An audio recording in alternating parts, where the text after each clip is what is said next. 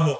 Pero doon naman po yun yung final year po kasi namin, yun po yung three-peat na parang 16-0 sweep po wala pong tumalo sa amin. Sabi nga po namin, di naman po namin binuo yun na 1 taon, 2 taon 4 na taon po namin binuo yun with Coach Tab po kasi same group of guys po na gagraduate din po sabay-sabay. Galing, no? So, sarap lang din po ng feeling na parang lahat po nung pinaghirapan po namin with Coach Tab and sila Coach Sandy, Coach Yuri, na naman po, na naging fruitful po. In-explain ba niya ni Coach Tab yung reason behind the bootcamp? O na-discover niyo lang yung reason na yun nung nananalo na kayo, nag-champion na kayo, parang nakikita niyo na yung samahan niyo, brotherhood na, ganun pa, kayo mga sundalo sa gera, ganun. Well, nung first time po namin na ever yun, ang sinabi po lang niya is to test us mentally, physically, and at the same time yung bond nga po namin as a group. Pero po nung dulo, nung pangalawa, pangatlo, doon na po namin na-realize na kahit gano'n po kahirap yun, parang in other words, tinitignan lang ni Coach Tab kung gaano po kami magbe-blend Kasi at the same time po, may mga recruitment po, may mga fill-am po, hindi naman po lahat laking Pilipinas po. So parang tinetest lang din po niya kung sasaluhin po namin yung mga bago po naming player. Kaya, di ba po, kaya po, nung final year po namin, hindi na po nagpa-bootcamp si Coach Tab. Kasi alam na po niya kung gaano po kabuo yung grupo So lahat po kami nag-celebrate po kasi wala na pong magpapahirap po sa amin. So na po kami, nag-overseas training na lang po. So parang nag-enjoy na lang po kami doon sa training kasi nga po buong-buo na rin po yung grupo namin. Ganda. Pero champion pa rin, no? Champion po. Ilan yan? 3-peat, no? So bali ang record mo, first year mo? Lang Coach Del? Final 4 po. Tapos finals. Tapos 3rd to 5th year. Champion. Nakakaganda. Nung final year po, 16-0. Humble, no? Swerte lang po. Hindi siya nag-settle. Ang galing, di ba? Final 4. Tapos finals. Tapos 3-peat na. Natsambahan lang yun 16-0, no? O, tinan mo? Humble talaga. Natsambahan lang po. Idol ko kayo, Coach Del. Humble nga lang, di ba? Tuwa. Namumula po. Hindi na makeup yan. Pero naglaro kayong Jones Cup noon Opo, diba? 2018 po, kami po yung parang representative ng Philippines, yung college team po. Dito mo nakita si Coach Tab kung gaano siya kabihasa sa international. Opo, kasi po as a college team, tas kalaban po namin mismo yung Korean national team, yung Taipei. So pinakasikat po nun yung Taipei po kasi yun yung team A po talaga nila na national team. Tas yun po yung down po kami 2 points. Punong-puno po yung Coach Del di ba? Sa Jones Cup, puro sa Taiwan Philippines. Opo, punong-puno yun. Sold out po yung ticket, tas down po kami 2 points. Tas nag-set po ng magical play si Coach Tab na 3 points po para po doon sa kakambal ko. Matt po. Tas na-upset po namin yung... Muntik pa po kami mag-podium finish nun Na-injure lang po si Gian Mamuyak na hamstring po. So, pero dikit po yung laban namin with Iran po So, sayang nga po. Pero doon po namin na-realize na matalino po talaga. Alam ni Coach Tab paano sanay po talaga. Paano niya talunin yung Iran, no? Opo. Tsaka yung mga Taipei, Japan, kinalaban din po namin. Tapos may pinaldala po USA Select po yung sa Jones Cup. Nakalaro nyo rin. Dikit po yung laban. So parang sabi namin, galing po talaga si Coach Tab. Sanay na sanay po talaga. Pang international, no? Opo. Tapos parang doon rin po niya nakuha yung respect namin at the same time na parang susunod na lang kami kay Coach Tab kasi proven. Proven na po Tapos nag-champion na rin po kami. So parang po talaga, sobrang blessed din po kami na naging under po kami sa isang napakagaling po na coach ni Coach Tab. Tsaka po yung mga assistant din po, si Coach Sandy, si Coach Yuri, na Coach Jean. So swerte po talaga yung mga batch po rin namin na player ng Ateneo. Kasi isipin mo, college team, tas kalaban nila mga national team.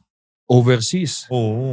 Hindi lang siya yung lumabang kayo ng teams dito na malakas. Talagang overseas agad. Nadala rin po namin yun kasi parang yun po yung naging pre-season tournament namin heading to the UAAP. So parang doon lang din po kami nabuo na parang kung international nakakatapat tayo. So might as well pakita rin natin yung kakayanin natin versus sa UAAP. Pero ikaw, personally, di ba? Pag naglaro ka na international, syempre, naging batang gilas ka Opo. Kumbaga nakatulong din ba yung experience mo dati sa international na FIBA Asia hanggang World Cup? Opo, Coach Del. Kasi lalo na po nung sinali rin po ako ni Coach Tab doon sa Gilas School po. Nung pandemic po. Kasi parang pag international, Coach Del, sa wing, normal lang po yung 6'7", 6'8 na wingman eh. Oo. Diba ako po, ano po, 6 lang po ako eh. Oo So nga parang eh. matitest po talaga yung ano nyo po, yung attitude nyo. Mm. Parang porkit ba malaki to, parang ikaw Coach Del, di ba? Million times ka na naglaro sa international. Parang doon mo rin po mapapakita yung pagiging Pilipino mo eh. Na parang Oo. di tayo papatalo para sa bansa to eh. Na parang ipakita natin na yun nga po yung mantra ng Gilas, di ba, yung puso.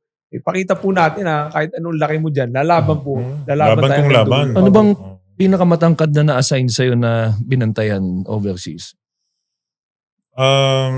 7-footer? 7-footer. 7-1, 7-2. Tapos tinirahan lang na 3 Oo. points ni Coach Oo. Coach Del. Paano yung pagsiko mo? Tuhod lang. Tuhod Ang maganda noon kay Coach Tab, Oo. pag bawa ako, binabantayan ko si Hadadi. Opo, Iran. Meron siyang tinuturo sa amin kung paano. Paano Okay. bantayan? Magaling si Coach Tab kasi, kumbaga may play kasi yon, alam mo na kung kailan dadive si Hadadi. Doon pala sa taas, Sasalubungin abangan nyo mo na, na. Coach. catch mo na. Opo. Hindi makabuelo. Yun yung malaking bagay na nagpanalo sa atin sa Iran noon eh. Abo. 2015. Opo. Nung kalaban ng Gilas yung Iran. Nanalo tayo doon, double digit. Sipin mo yun. Kumbaga, sumunod lang kami kay Coach Tab. Mm. Opo. Tapos yun na. Catch, kahit nga minsan si Calvin, siya rin nagkakatch kay Hadadi. Oo. Calvin Abueva. Oo. Ang talino ko, Coach Del, si Coach Tab, may parang yung scouting report. Kompleto po talaga na parang gusto niya kasi pag pupunta ka sa gera, syempre may bala ka, may dala kang ano. So parang yun lang din po yung sinuwerte namin na natutunan namin na hanggang sa pros po, nadala namin na kailangan heading sa game, kailangan ready ka. Hindi lang doon sa place ng team mo, pero pati doon sa scouting report. Oo. Kasi minsan yun po yung magpapapanalo sa games eh. Diba? Scouting report. Opo. Pagkakala mo yung player na kalaban mo. Tsaka tatalino ko ganyan. po kay Oo. Coach Tab kasi palagi po may question and answer eh. Talaga. Pag sa post-game, pre-game, palagi po niyang gusto, parang may interaction. Parang may test, no? Opo. Minsan, Coach Del, ganyan kami. Mm. Against UE, hindi ko po makakalimutan. Against sila Alvin Pasaol. Na parang sinulat niya po yung mga tawag ng plays. Tapos po, lahat kaming players, kailangan i-describe kung ano po yung plays. Wala po kami nasagot kasi hindi po kami handa. Pagbaba po namin, pinatakbo po kami natin. Takbo kayo! Nangunguna po si Thirdy. Yeah, palagi pong number 1 kagalitan ni Coach Tab. Si Thirdy. Paborito po niya yun eh. Takbo Puro naman kayo. kalokohan din si Thirdy. So hindi lang skills, pati basketball IQ, IQ talagang po. win-workout niya. Kahit tuturo po niya kung ano yung counter. So, swerte lang din po talaga na. So paano yun? Talaga nanonood kayo ng mga tapes Opo, together? dami po talaga. Usually po pag off-season, kasi 1 year yung paghahanda sa UAP. Usually po yung first 2 to 3 months. Parang ano po yan individual skills eh. And at the same time, ituturo po niya lahat ng mga parang lessons from the previous season. So para heading into the season, handa na po kami. Oo. So parang swerte po talaga na parang para na rin pong paghahanda para sa pros eh.